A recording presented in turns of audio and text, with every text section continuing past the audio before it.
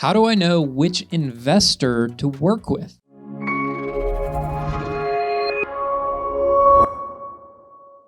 Hey guys, it's Brad from GeorgiaProbateResource.com. We're a real estate solutions company in Metro Atlanta. We buy houses all over the state of Georgia, and we specialize in the world of probate and inheritance properties. So let's get into it today. So how do I know which investor to work with? Most of the times, a lot of the people we're working with have spoken to more than one investor. Especially in our probate world, you probably got a bunch of postcards and letters from right when you filed the probate, within that first few months, you're probably getting a ton of letters and postcards and all that sort of stuff. Probably got one from us because we do it too. You're picking out an investor. Who do you know to work with? There's good investors out there. There's good, honest companies out there, and there are sharks. It's just like any industry.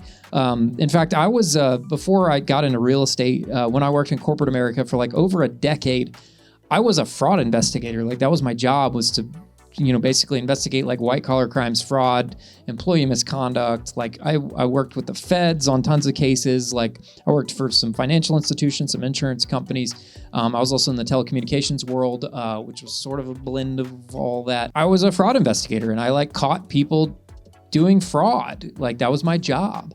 And I enjoyed that job. I just hated working in a cubicle. That's why I got into real estate. I couldn't stand, working for the man and sitting in a cubicle all day. So I left corporate America and went and did real estate because I'm my own boss now. There's a lot of bad people in this world that do bad things. No matter what industry you're in, no matter what the laws and the rules are, there's always going to be people that find ways around the rules. There's always going to be dishonest people. So the best defense against that is educating yourself as to who you should work with and who you shouldn't, right?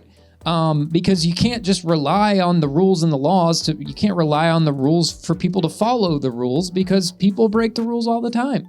So if you are educated, you're better at spotting these people that might take advantage of you. So let me give you some tips as to how to pick out who you're working with and how to pick out the right company. Okay. So number one, we live in the age of the internet. You're watching this video online, right?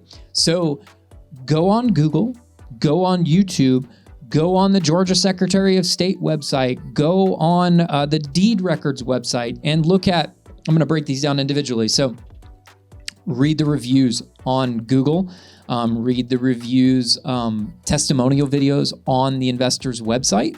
If they don't have a website, it's so easy to get a website right now and so cheap. If they don't have a website, that's pretty pitiful, and I wouldn't work with them just because they should have a website. Everyone should have a website. It's so simple and so easy and so cheap to do nowadays. So when you're on their website, make sure you're looking through their reviews and make sure you're taking the written reviews with a grain of salt. Okay. In my opinion, testimonial videos are the best because they're real people giving their real experience about a real situation that happened in real life, right? You can't stage the testimony. I suppose you could, I guess. But if you go look at ours, none of those are staged. We literally are at the closing table after closing, and we ask the seller how it went. And keep in mind, the videos we have on our website are a tiny fraction of the actual number of people that we've purchased houses from, because a lot of people are camera shy and they don't want to be on camera, and we don't force them to be on camera. So if they don't want to be on camera, they don't have to. And we need to update. I've got a whole queue of testimonial videos I need to update and post, and I should probably replace some of those older ones with some of the newer ones. But honestly, I've got enough up there where you get the point, right? Make sure they got testimonial videos. Take their written reviews with a grain of salt. Read their Google reviews. Do some research into the companies. Obviously, there's Better Business Bureau. I'm not going to get into the Better Business Bureau on this video, but for most of you who don't know, the Better Business Bureau isn't what you think it is. But that's a topic for a different discussion. Reviews, company, go to Georgia Secretary of State, look them up, make sure their LLC's in good standing. You might not know the name of their LLC, or in my case, I own multiple LLCs. Depending on what I do with a property, from a tax perspective, I have different LLCs set up because those types of properties are taxed differently than other properties. So, but if you look at our main sort of company, which we kind of buy everything in, which is Arborview Properties LLC, if you go on the Georgia Secretary of State, you can see we've been in business since I think 2016 is when Arborview started. We're in good standing. We pay every year. There was one year where I was like late and they sent me a letter and I totally forgot to pay my renewal fee, but I paid that and it was fine. You're also going to, I would also encourage you to go look at deed records. So pretty much every county in Georgia has their deed records available online. Now, some of them you might have to go through a website called gsccca.org, which is sort of like a online platform for a lot of counties to put their deed records into. You can sign up for like a guest trial account and you can go into the real estate search, click on name search, choose the county that you want to look at and type in the name of the company you're working with. You know, like you're working with us, type in Arborview Properties LLC.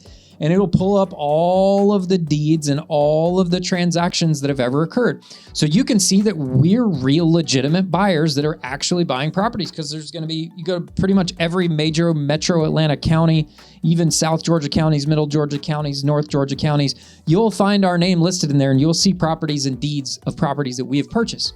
Now, I don't want to just sit here and toot my own horn, but the point I'm trying to make here is that you need to look up the company you're working with.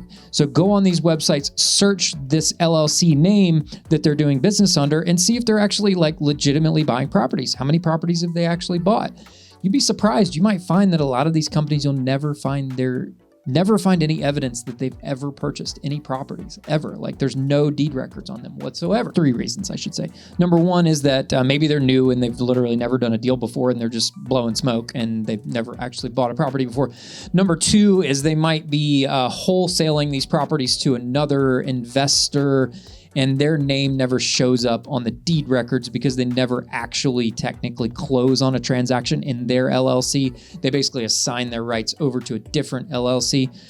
Or there might be an instance where they might be buying in a different LLC than what they're, sometimes some investors will set up like a marketing company, especially you'll find this most common. I'm sure you've gotten these text messages and you've gotten these cold calls. We don't do texting or cold calling at our company, but you may have gotten these calls. And if you were to search these LLCs, you probably find that they don't buy any properties because they actually do all their marketing in one LLC so that if they get, because a lot of the carriers and stuff, the cellular carriers are cracking down on text messaging and cold calling, and they'll like try to sue these companies. So if they don't have their assets held in this company, they do it in another company. So that's a strategy that some investors use. I don't do that because I don't do text message marketing or cold calling. I don't do any of that. So I don't have that problem to worry about. So those could be the reasons why you wouldn't find deed records.